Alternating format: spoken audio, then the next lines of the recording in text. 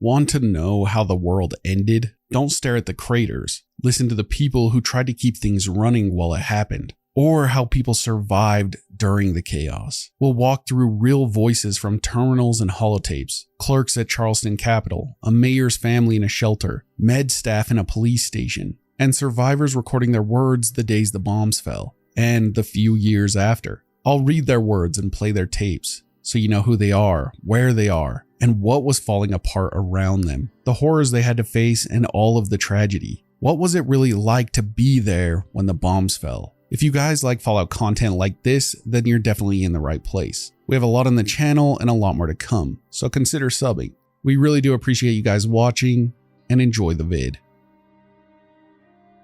Randall Clark, or the Survivalist as most know him, was a man from Utah who lived before the bombs dropped. In Zion Canyon, we can find multiple entries in journals of his life during the fall of the bombs and years later. He recorded all of it, and this is his story. When the bombs fell in 2077, Randall Clark was driving home. He was a veteran, used to the wilderness and the army, but nothing could prepare him for that day. His truck died north of Spanish Fork at the same time as another car in the opposite lane. Within a minute, Salt Lake City was hit. He saw the flash and knew right away what had happened. Turning back, he counted more strikes as the ground shook. His wife Sharon and their son Alex were south of him, and in that moment he knew they were gone. His journal says, "Didn't watch you die, Cher. Saved my eyes. Counted 12 more flashes next 7 minutes.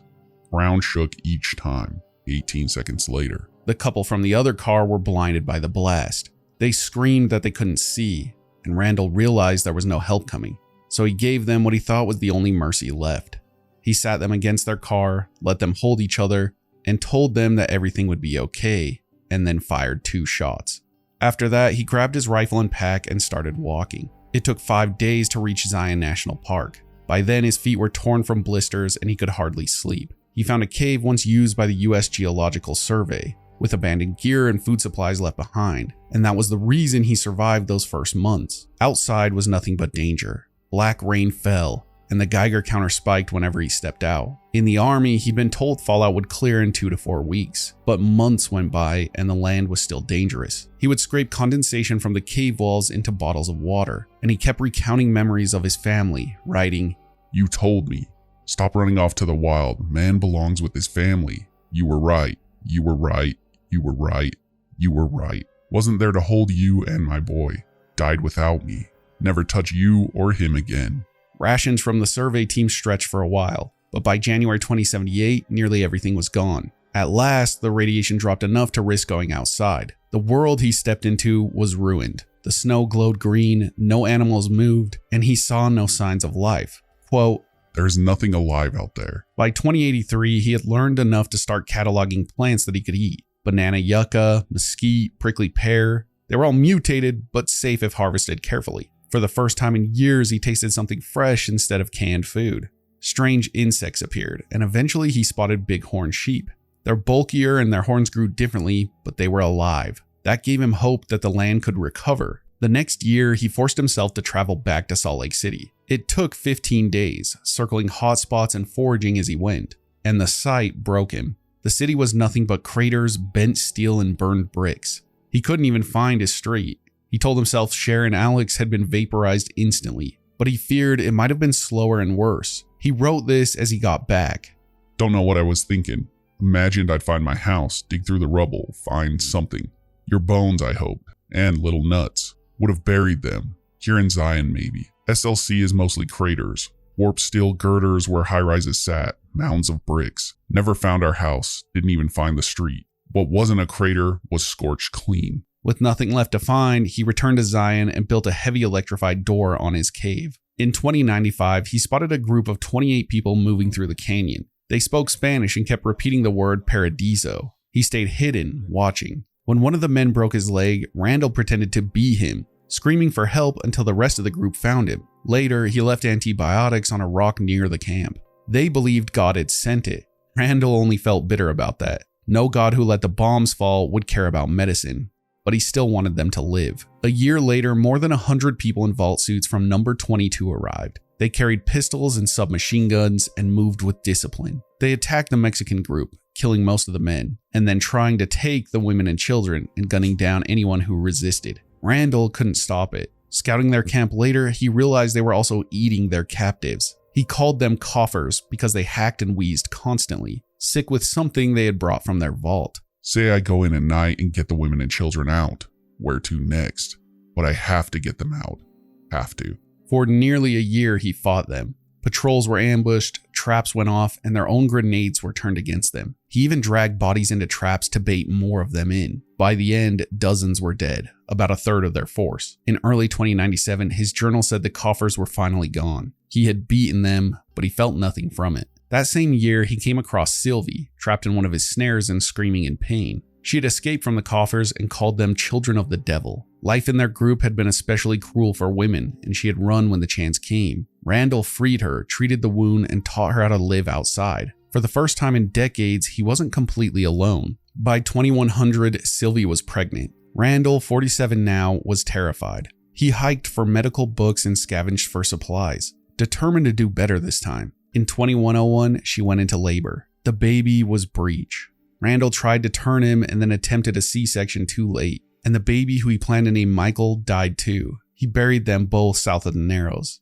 His note said at least he would have been there with them. He thought about finally ending his life. Baby was breech. Would have been a son, Michael. Did my best to turn him. Failed. Must have done cesarean too late. Had to put Sylvie out and she never woke up. Buried them south of the Narrows.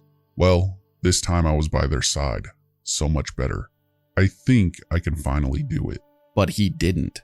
In 2108, he fought ghouls, first thinking the dead had risen. On 2113, on his 60th birthday, he joked about giving himself whiskey and a shotgun slug, but called himself a coward for not going through with it. In 2123, another group arrived, this time 24 children. They were dirty and thin, the youngest only 8. They had escaped a place they called the school. At night, one of the older ones read stories to the little ones to help them sleep. Randall listened and remembered what it was like to hear family voices. He began leaving gifts and notes for them. First storybooks, then weapons guides, medical texts, and other supplies. In his notes, he signed himself as the Father. He told them to look after one another, to be kind, and to only fight when they had to. He wanted Zion to belong to them after everything they'd been through. By January 2124, he was dying. His cough had blood in it, likely cancer. He gave away what supplies he had left, but didn't want the children to see him weak. He climbed to Redgate, lay down, and waited. In his final entry, he admitted he had lied to share Alex and Sylvie when he said he would always be with them, but he wouldn't take it back. He wrote that maybe the only reason he kept living was to keep their faces alive in his memory for as long as he could. His last written words, I wish them well. It's been a gift to me at the end of it all to behold innocence. Goodbye, Zion. Randall Dean Clark, the survivalist, lived through the bombs, through years of isolation, through fighting cannibals and sickness. He buried everyone he cared about. In the end, he left Zion to the children who had no one else. This is a man who lost everything on the day the bombs fell and still kept going, trying to leave something better behind than what he was given. It's one of, if not the best recorded stories of a survivalist days after the bombs fell in the entire series.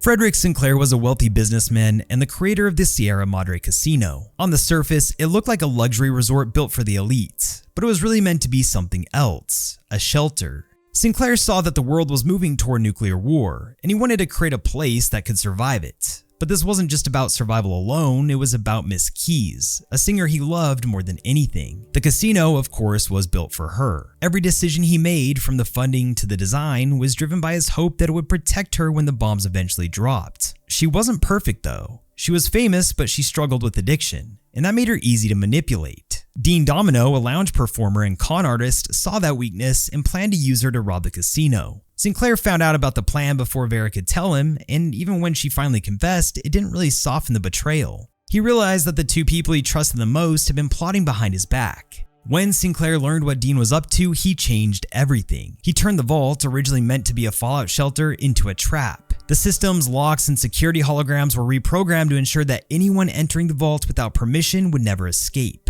His goal was simple. If Dean tried to rob him, he'd die trying. But the plan went too far. The casino systems became so complicated and self-contained that even Sinclair couldn't override them. Then, of course, the bombs fell. Whatever he had built to protect Miss Keys now became a tomb. In his final message to her, he apologizes by saying, "Vera, if you're reading this, my fears have come to pass, and this is an apology.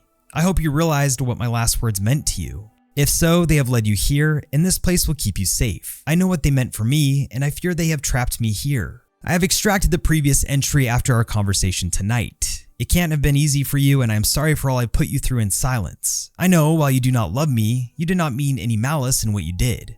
I knew about your plans to rob the casino with Dean before you told me. Hearing it from you didn't make it any easier. For what it's worth, I am glad you told me yourself and I understood the tapes he had in his possession. I do not think either one of you realized what your addiction stemmed from, however, and that is the tragedy in this. I suspect the world would not have believed you, regardless, so I respect your desire to keep it from others. When first building this villa, this casino, I meant it for you. As the world seemed to race headlong toward war, it became part of my desire to protect you. The loans, the funding I poured into the casino's construction, I knew it would not matter when war came for us. It was my means of creating a shelter, a defense if the world was bombarded in radiation and bombs. When Dean revealed his plans inadvertently through our introduction, I realized what had happened and how I had been tricked. For a time, my thoughts were dark. I changed the casino vault from a shelter to a trap as I knew the first one to enter would be Dean. He would die down here and it would have been by his own hand.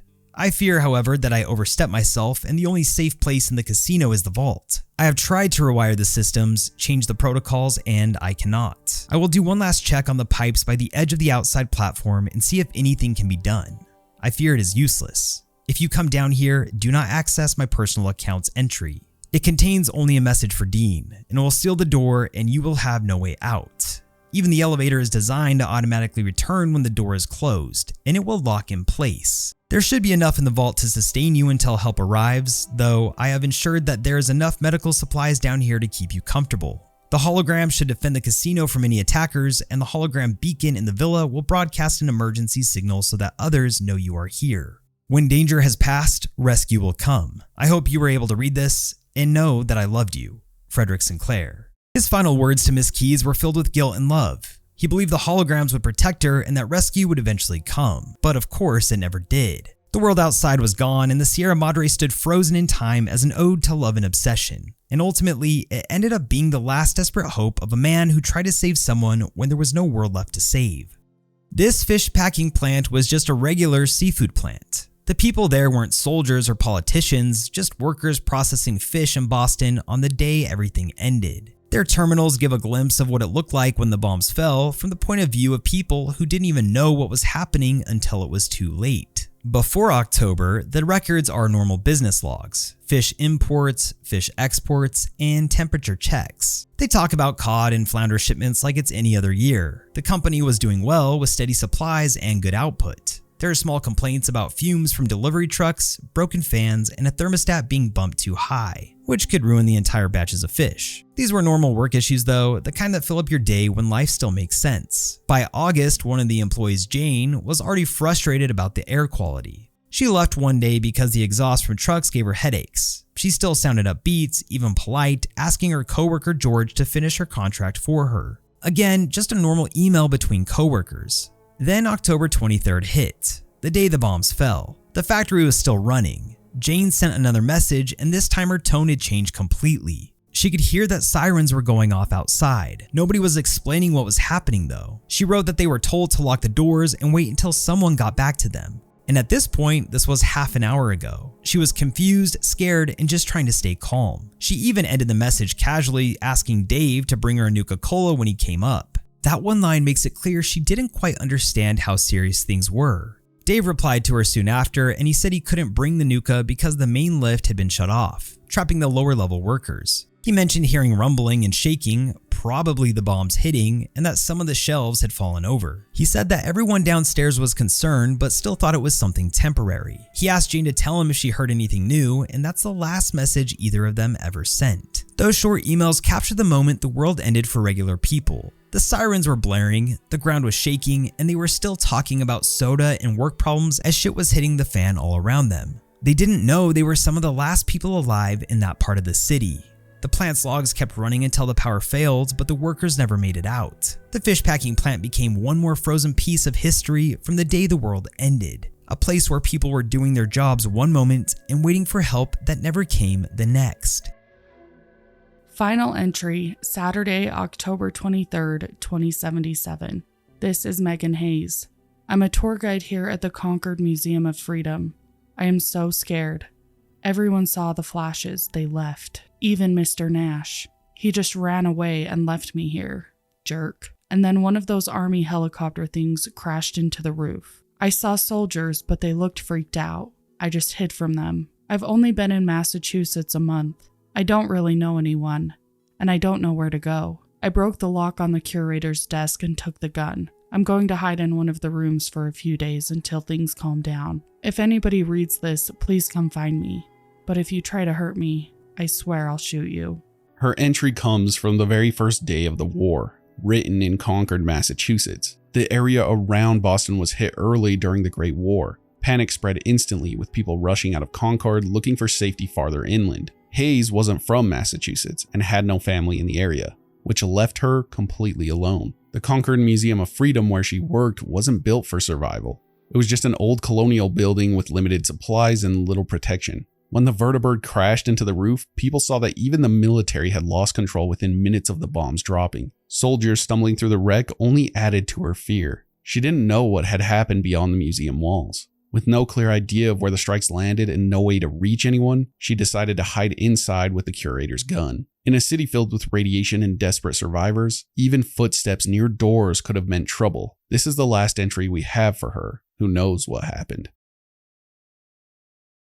The switchboard was an old DIA listening post hidden under the Slocum Joe's donut shop in Massachusetts. By the time of the Great War, it was still running and tied into the U.S. Defense Network. The facility's terminals contain reports from the hours leading up to the end of the world. On October 23, 2077, files record a steady climb through the DEFCON stages. Early that morning, threats were flagged, and by midday, confirmation came that the country had gone to DEFCON 1. A short time later, the logs note nuclear detonations on U.S. soil, including strikes in Pennsylvania and New York. Soon after, everything shut down. The switchboard's mainframe recorded the last events before the collapse. Other entries inside the complex explain how the place operated before that day. The SIGINT desks used the Slocum Joe's shop as a cover. Workers posed as regular staff while funneling intelligence back upstairs. They were instructed to deflect questions and maintain the disguise, while the agency gathered surveillance data worldwide.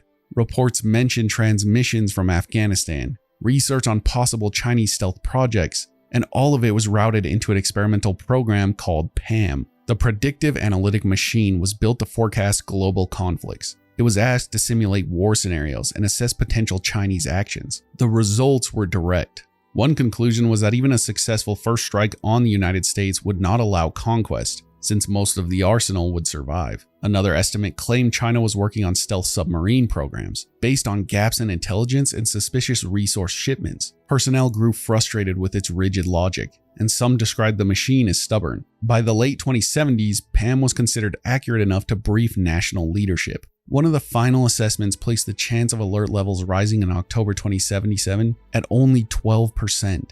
Days later, the bombs fell. The switchboard wasn't just an office. Security was spread throughout the tunnels, automated doors, tripwire spotlights, and turrets all wired into the network. It was designed to withstand sabotage and keep intelligence flowing, even if the surface was destroyed. When the missiles were confirmed and the power failed, the defenses no longer mattered. These records are different from journals or personal notes. They're an official government log in its final hours, only warnings and responses until the terminals cut out. And that last DEFCON status entry has left the community guessing about what happened with the bombs years later. DEFCON status 2077. Anchorage all clear. DEFCON 3. Compact reports 3. USOS off Calif Coast. JCS advise. USAF has eyes on squadron of airplanes, possible Chinese, at high altitude off Bering Strait. IONS reports 4 probable launches. DEFCON 2. NORAD confirms birds in air. DEFCON 1. Authenticated order. Response scenario, MXCN91. Repeat, MXCN91. Pennsylvania, New York, confirmed strike. Offline, offline, offline. Cambridge Polymer Labs is one of the clearest records we have of what happened inside a workplace when the bombs dropped. It was a research lab, and the people inside were just scientists trying to meet a military deadline. The entries tell a full story. from the morning before the war to the chaos that later came. The team was working on something called the Nucleostrictive Lining Project. The idea was to create a special material for power armor that could turn radiation into usable energy. It used a mix of gold, lithium hydride, and uranium with the hope of making soldiers' armor self-powering in the field. Kind of a genius idea. The science worked, but the material kept breaking down under heat and pressure. Every time they fixed one problem, another problem popped up. The head of the project was Dr. Erica Elwood, and her husband John was the lab's director. They were both under military pressure, especially from Colonel Kemp, to deliver fast results. On the morning of October 23rd, John sent a cheerful email to everyone. He told them to push through mandatory overtime, said he had ordered coffee and donuts, and mentioned that if they had heard tanks or gunfire outside, it was just a military training exercise. Again, the devil is in the details. That line alone tells you that he already knew something serious was going on and was downplaying the whole thing. He'd gotten a strange phone call from Colonel Kemp earlier that morning telling him to keep the entire staff in the lab no matter what. Kemp didn't necessarily explain why, but after the call dropped, John realized it was a warning. When the bombs hit Boston, the lab survived the blast, but the EMP fried every outside communication line.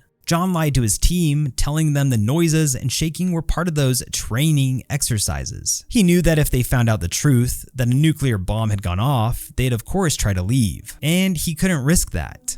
A few hours later, the military confirmed what he had already feared. They could only extract personnel who had vital military assets. So what this meant was that if the nucleostrictive project wasn't finished, the people in the lab would be left to die. So he locked down the clean room, told everyone to keep working, and promised that once they had completed the prototype, they'd be released. As you can imagine, the staff didn't believe him for long. The air system started to fail, radiation alarms went off, and no one outside was responding. People started to panic. Will Bergman, one of the senior scientists, had military training and tried to take control. He didn't trust John anymore. He thought the director was keeping them trapped for no reason, and so he tried hacking into the lab's administrative system to override the lockdown. John caught him and blocked his access, and that's when the lab completely fell apart. Erica, still trying to focus on her research, had actually found a way to solve the thermal dissipation problem that had been holding the project back. But Will didn't care about that anymore. He was focused on escaping. He locked himself in the isotope containment lab, sealed off access to the uranium they needed, and planned to trigger the facility breach alarm.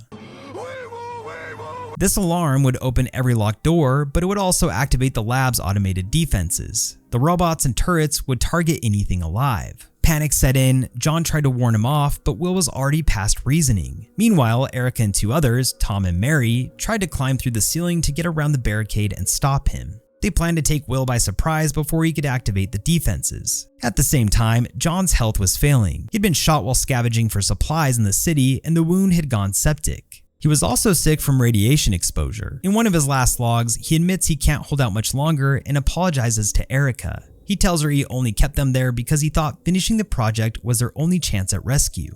The final note suggests that Will went through with his plan. The system records show the facility breach protocol was triggered, unlocking every door and activating the defenses. After that, the logs stop.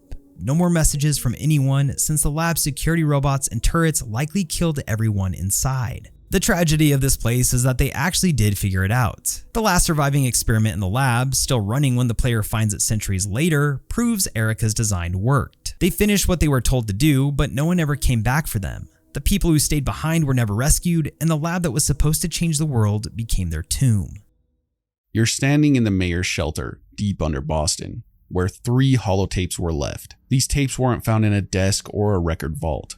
They're just scattered about the bunker, and they all contain different perspectives. When you press play, you'll hear 3 voices. The bodyguard trying to keep some order, the mayor trying to protect his family, and the mayor's wife reaching out for hope where there is none. They don't know what's coming, but all of them feel the building closing in. As you listen, imagine the shelter around you. Lights going out, whispers in the corridors, below the utility rooms and gym, the places they told people to go. The first tape is a guard.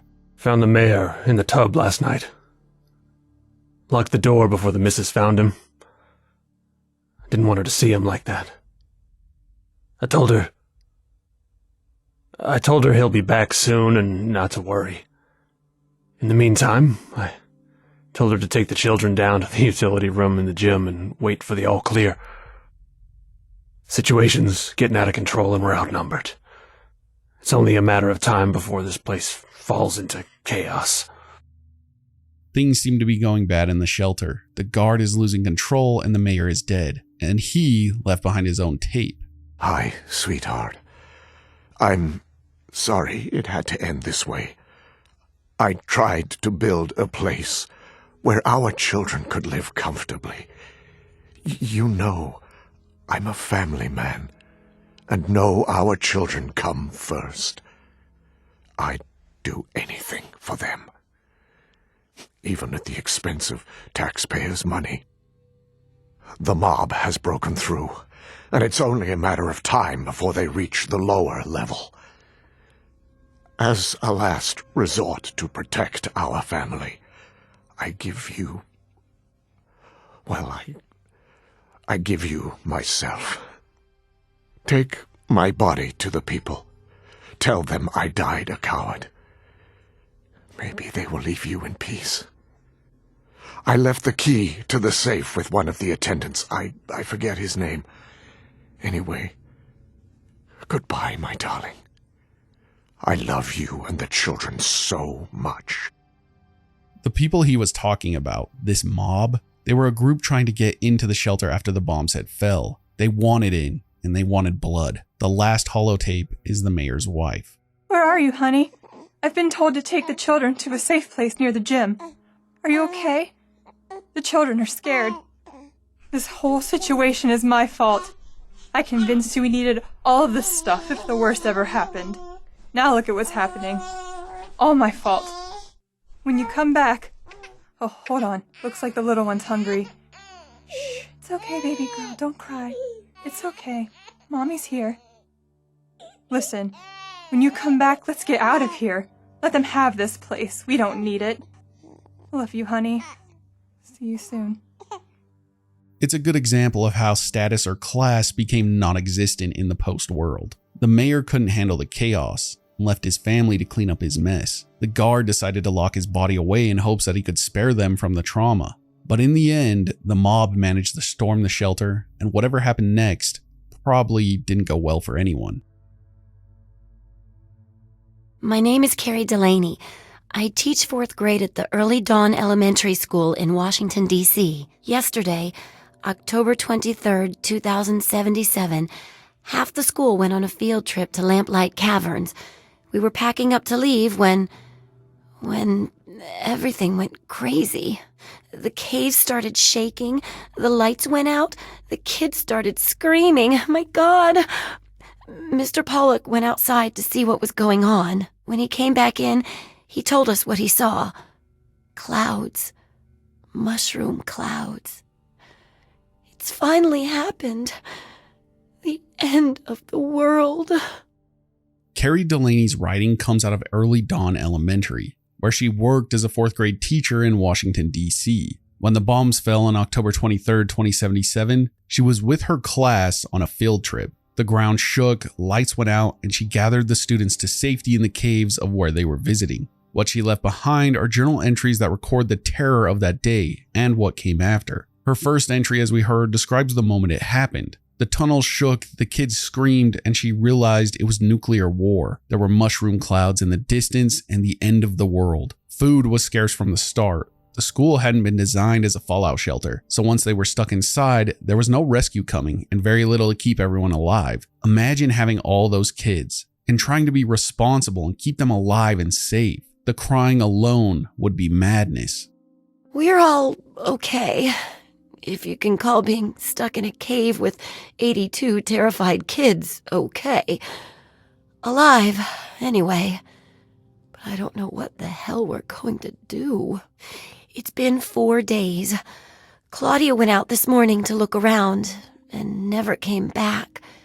Then Mr. Cobb went out to look for her, and he never came back. So now there's only me, 2 other teachers, 2 of the parents who were chaperoning, and a few of the cavern staff.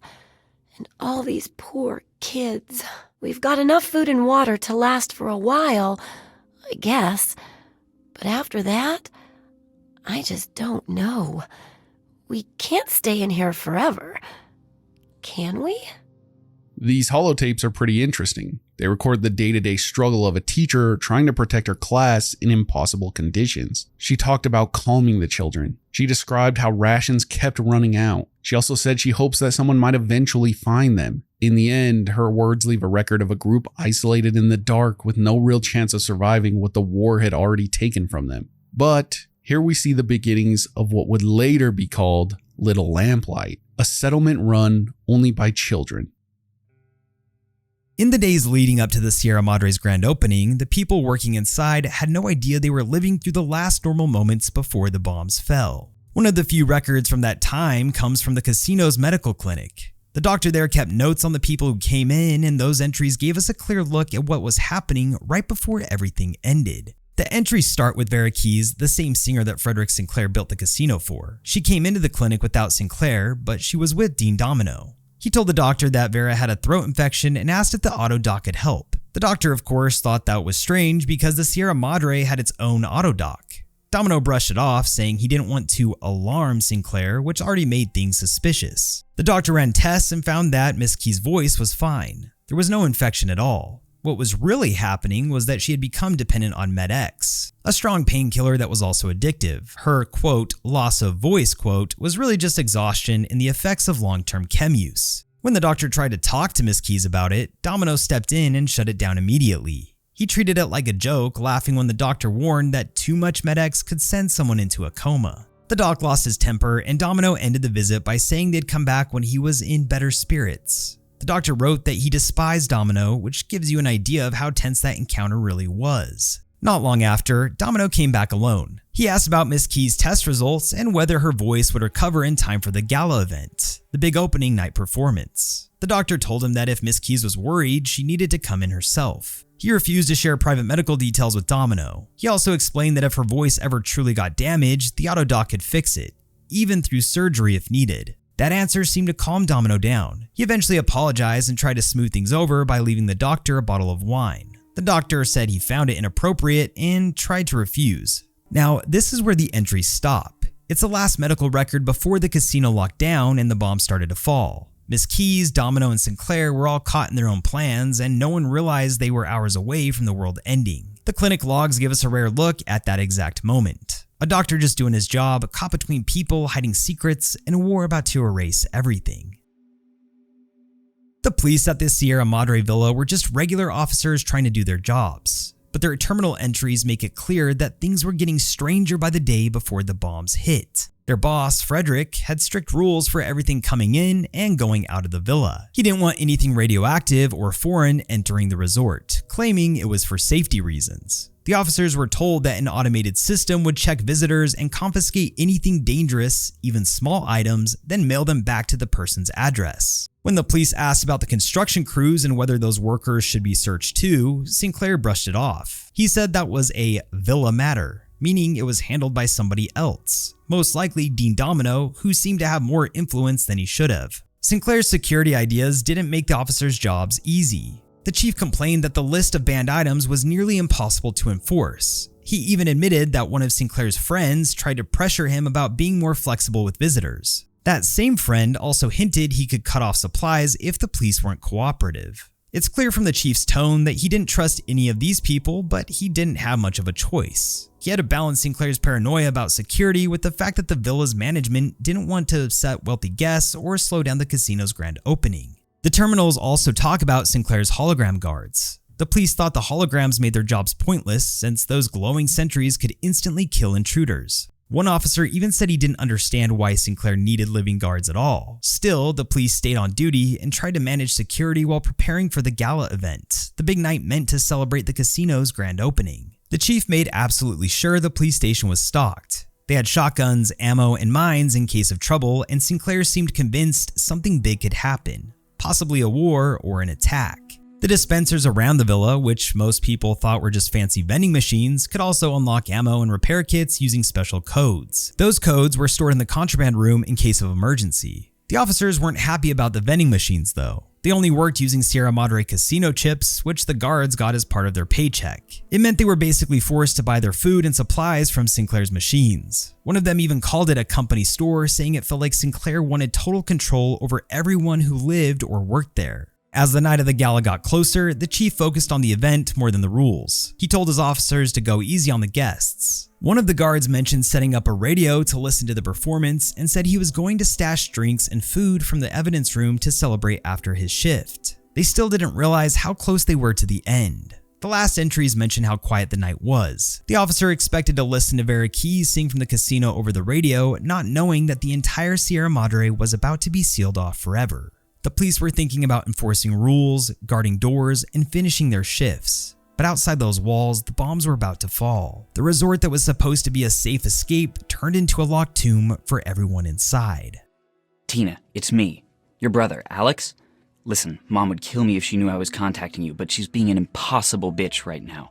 You have to come home. Do you understand me? This thing with China, it's not going away. We're gonna try and get into one of those vaults. If that doesn't work, well, I have a backup plan. There's this secure bunker, another sort of vault, inside the National Guard depot, and look, no matter what it takes, the whole damn Keller family's gonna ride this storm out, but you've got to get your ass home, now. The story of the Keller family is tied to the panic and confusion of October 23rd. The Kellers had something that most civilians didn't: direct ties and a connection to a government facility, the National Guard depot in the Capitol Wasteland. Alex Keller, who served in the Guard, had managed to get access to the Armory's security code. To keep it hidden, he split the digits into parts and passed them along to his relatives. It meant that only the family together could open the Armory's doors. But in reality, it left their chance of safety hanging on everyone surviving the war and being able to regroup. Paul, it's me, Tina. I heard back from my sister Candace. We couldn't get into a vault. 101, 87, didn't matter. All full to capacity. But my brother Alex is a soldier and he sort of stole the passcode for a secure army bunker. He did it for the family, but they caught him. Before they took him into custody, Alex, he sent us each one number of the 4-digit code. That way we all have to be together to get in. He gave me number 5, the day of my birth. So I guess what I'm saying is I'm still leaving. It's been fun. Kind of. Oh, and I'm not pregnant, so no worries. That code arrangement ended up working against them instead of offering protection. Mom, it's Candace. Oh my God, it's really happening. I can see the cloud. It's so big. Mom, I'm so scared. I'm heading to the vault now. I'll do whatever I can to get inside. My number of the passcode was 7, right? Ralphie, son, this is your father. We can't get into the goddamn vault without you. Get your ass over here now. My 4 is useless without you, boy. The National Guard installation wasn't built as a civilian refuge at all. It was a fortified site meant to secure weapons, supplies, and communications gear for military use. The Keller family's access wasn't about their well-being. It was about keeping military equipment locked away until it could be reclaimed. Candace, it's Ralph. Tell Dad there's no way in hell I'm spending nuclear Armageddon trapped with him in a fucking closet. You can have my number. It's 6. Now, if you'll excuse me, I've got a mushroom cloud to walk into. Have a happy Holocaust. After the war, what's left of their history is found in the wasteland. The Keller family transcripts are spread across the Capitol Wasteland, and collecting them is the only way to open the depot's sealed bunker. Inside sits the armory, along with the last trace of the family, Mr. Keller himself. And he's now a glowing one. Even with inside knowledge and a connection to the old world, survival was never certain, and ties to its bureaucracy could end up making things a lot worse. The Germantown police headquarters became a shelter when the bombs fell. It wasn't a vault, just an ordinary municipal building that the National Catastrophe Relief Auxiliary tried to convert into a relief and treatment station. The records left behind by presiding officer Nancy Croydon show the collapse of order as the weeks dragged on. There's a lot of entries, so I'll break down the story similar to Randall Clark. At first, her unit was mobilized like any other civil defense team. Their duty had been evacuating populations, but the strikes on DC changed everything. Survivors from the surrounding towns crowded into the police station, and when a National Guard detachment rolled in from Pennsylvania, Germantown turned into an improvised refugee site. Looting had already started in the area, and the Guard barely arrived in time to stop people from tearing each other apart. Resources were scarce from the start. Radiation sickness spread quickly, and the medical staff had almost nothing to fight with. The entries mentioned desperate searches for treatments like Prussian blue that might buy people time, but those supplies never came. The quarantine wing was set up not because patients were contagious, but because seeing the dying created panic.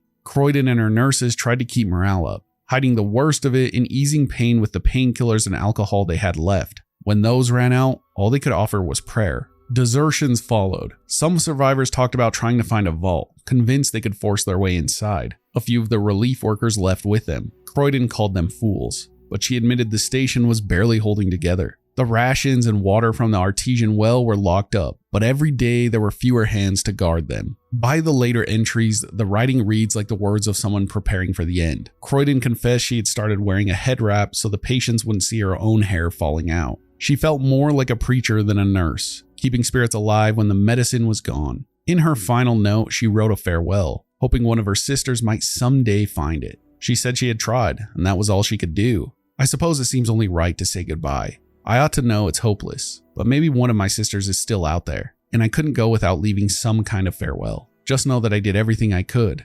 I tried, and I only wish that I could be the last to go, so I could have helped all the others before they met their own end. Terminals elsewhere in the building contain 911 call records. They capture the chaos of the day the world ended. Routine emergencies like a house fire, nonsense calls from people already breaking down, and a domestic call where a woman begged for help before the line was taken over by a man threatening her. These transcripts show how the system itself was overwhelmed. Dispatchers were still answering, but the world outside was already falling apart. I'll read the last dispatch, which is the creepiest in my opinion. 911, do you have an emergency? Please help me. I think someone is outside. I heard a noise and it looks like someone is out there. Remain calm. I'm sending a squad car over. May I please have your name and address for confirmation? Sound of a glass breaking. I think he's in the house now. Please send help. Oh my God. I think I hear him. Ma'am, I've dispatched a squad car. It should arrive within minutes. Then there's a sound of a scuffle. Sorry for the scare. My wife just, and then there's a muffled scream. Forgot to take her pills this morning. Everything is okay. Then there's a long pause. No need for that squad car either. Have a nice day. They hang up. Call terminated. Caller. By the time the lone wanderer reaches the building in Fallout 3, the relief station is long gone. The super mutants have claimed the ruins, but the terminals still hold the words of the people who tried to make a safe place there, even if it was only for a short time. This is a different group of people than the casino staff. These are soldiers and techs who ran a missile silo, specifically the Hopeville missile silo bunker. Their logs read like a station slowly going quiet while the world fell apart. First, the power went out. With the main power showing offline, emergency power was ready but only on standby. The automated systems that keep things locked and armed stopped working. Every security level says non-operational. That means doors, locks, and safety checks that used to run by themselves were now dead. The crew had to decide whether to trust the machines or take action by hand. Food and supplies were a mess. The commissary's machines locked down, and the pay memo they gave the crew were counterfeit proof on paper, but they turned out to be the same size as bottle caps, so the machines couldn't tell the difference. People got told to stop running between terminals because the whole system pulled from the same store. In plain language, there was no easy way to get more whiskey or snacks, and technicians were busy fixing the bigger problems. The entries show a lot of small human things: boredom, frustration, and trying to follow procedure while stuff stopped working. Technicians fixed what they could, and clerks reminded people not to waste time. If the comms and power stayed down, the silo would be a locked box with no way to resupply. The mainframe finally became reachable, and that's when the real choice showed up in the logs. The system only offered two options: leave the mainframe alone or open the bunker doors. Opening the doors meant exposing the silo to the outside. People could get in or out, but it also meant losing whatever safety the sealed bunker gave them. Leaving things alone meant staying shut in with limited supplies and systems offline. These were trained people used to following orders and checklists. Now they were making judgment calls that mattered for survival. The logs don't have long speeches or drama, but consisted of short notes, and the occasional joke about bottle caps or apples. The crew simply was trying to keep to routine while the world burned, counting power percentages, tracking supplies, and deciding if or when they should open a door that might be the difference between life and death. The Jamaica Plain janitor's logs are one of the clearest looks into what an ordinary person was doing right before the bombs dropped. He wasn't a soldier or a Vault-Tec scientist. In fact, he was the furthest thing from someone with power or knowledge of what was to come. He was just a maintenance worker trying to keep an old building running while city officials wasted money on a project called the Treasures of Jamaica Plain. The first entries are fairly simple. In July, he's happy the council finally approved renovations for the basement, new pipes, better air conditioning. He's tired of fixing leaks and systems that break every summer. By September, things are looking better for him personally. The staff surprises him with a cake for his 25th work anniversary, and he's proud of how long he's been keeping the place together, even if he spends all his time in the basement. Then things start going wrong, as they tend to do in Fallout. A few days later, he finds out the mayor has taken all the renovation money and put it toward her Treasures exhibit. They're tearing up his workspace, laying down marble floors, and putting in fancy security systems instead of fixing the building's problems. In fact, he doesn't even know what's supposed to be in this new exhibit. He jokes that it might as well be gold bars. By the end of September, he's clearly frustrated. The city wants him to help with the exhibit, but the heating system is failing, and the pipes are barely holding. He gets complaints from staff when the weather turns cold, and he can already tell it's going to get worse once winter hits. He writes that the city council should have spent money on maintenance instead of the mayor's pet project.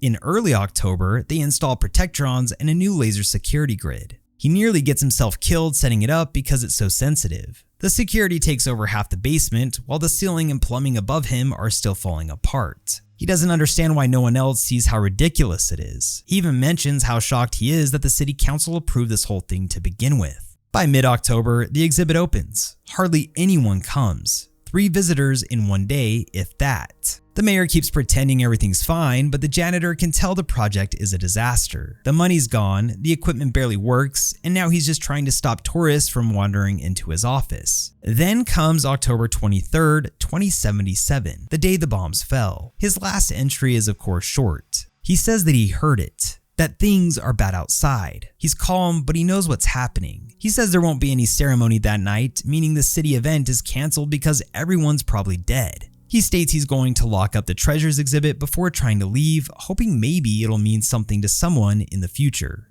And that's the end of it.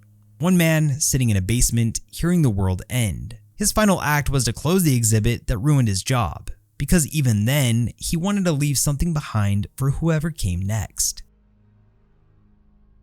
There's a lot of information coming out of the Charleston Capitol building in Fallout 76. Entries of responders during and a few years after the bombs fell. I'm telling you this now because this segment might feel a little chaotic, which the whole situation was. Anyways, hopefully I can help you see the bigger picture of what was going on here. The Capitol building became the center for a provisional council, and you can see the struggles in its entries. Messages to the missing governor are piling up. Governor Evans, where the hell are you? The bombs have fallen. The government is in shambles. Staff can't reach Washington. Different leaders are arguing over who's in charge, while responders are handling fires, food runs, and riots. This provisional council is a farce. It isn't one clear chain of command. It's a tug of war while the city falls apart around them. The crime record shows how fast order had already cracked. Responders handled major cases, handed down exile sentences, and tried to hold a line with too few people. Christmas Eve, 7 responders dead, 24 injured. A bank job turned into a shooting at dawn.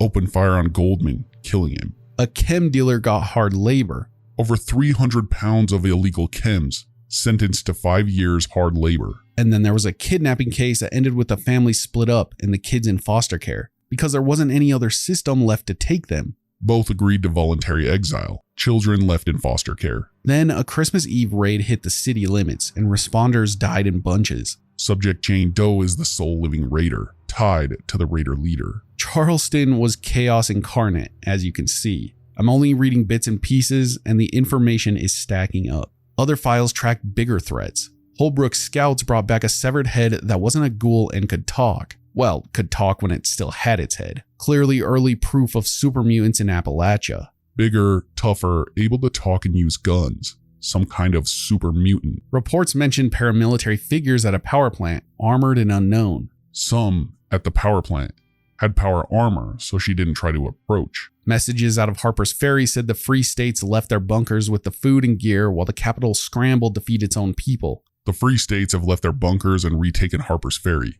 Plenty of food and supplies. One memo called the Mountain Winter a massacre and blamed the rich who locked themselves away when things got bad. You don't want to know what they resorted to up there. Those rich outsiders. The real monsters. More and more reports kept piling in, and these people had to keep trying to figure out what the hell was even happening. And this is all taking place in the few years after the bombs fell. The registrar's office laid out how the city tried to ration without tearing itself apart. Christmas celebration. Do not allow anyone without a valid ID. No exceptions. Any overages will be deducted from your own rations. Another entry suspended driving services and ordered staff to pivot to records for aid runs.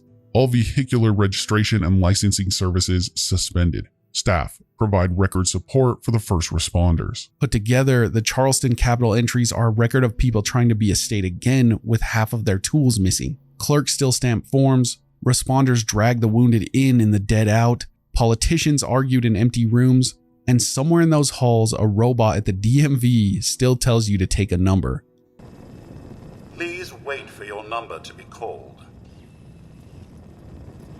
Med-Tek research reads like a bad day that never ended. The first alarms come in as a security alert alpha. Containment goes live and guards are told to hold the site with deadly force being authorized. The order is fairly short and cold. Doors lock, the airlock refuses access, people inside hear the change in tone and know that this isn't a drill. Then an executive override hits. The same terminal flips to alert canceled and deadly force is pulled back, but staff are told to stay on station and wait for more instructions. This constant back and forth order is everywhere. Reception, lab, security, even the cell block controls. So the floor staff sit with mixed messages while control upstairs keeps toggling the rules. On the admin terminal, you see why. A burst of system notes include a nuclear activity alert from head office, corporate comms online, emergency containment on, then executive evacuation procedures activated. The executives move to get out while telling everyone else to hold. The same screen also keeps old memos no one bothered to hide, like Mentat sales up 24% in school districts, Fixer up 12%, a new product called Prevent projected to explode in revenue the next 2 years.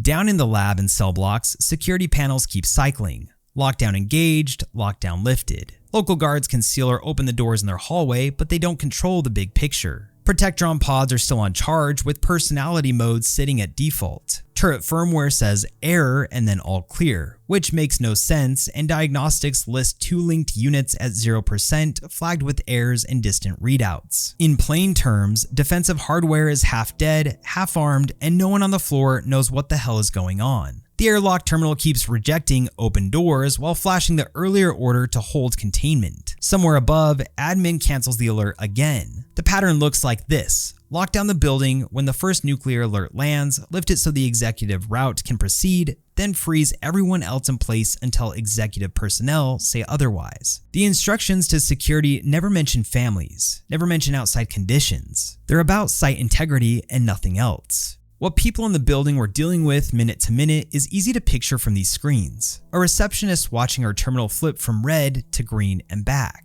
A guard staring at use of deadly force authorized, then minutes later rescinded and still not allowed to leave. A lab tech looking at turret panels that say both error and all clear, trying to decide if walking past the node will get himself killed. Someone at the cell block door hitting open, then close, just to prove the panel still listens to them. All the while, the big doors stay under someone else's key. It's basically one big mindfuck. The executive terminal gives the only timeline that feels honest. Nuclear alert was received, comms with corporate established, containment triggered, then the evacuation order for leadership. No pep talk or comfort, just a process. The floor sees different screens like mandatory hold, remain on station, and nothing about extraction. Those sales and research blurbs matter because they tell you what the company valued the day before this happened, like mentats in schools. In the same breath, the prevent experiments are hurting people and the cost to acquire more bodies is rising. It sets the tone for why the orders read the way they do when the city starts to burn. Keep the facility locked, protect the asset, and get the right people out. By the end of the log trail, there's no heartfelt sign-off. There's just this canceled alert stamped across multiple rooms, dead turrets that might wake up, and a single airlock that never grants passage to the folks on the floor. Security is told to wait, and labs can open a few inner doors, but the big exit stays tied to the same executive switch that already ran its play.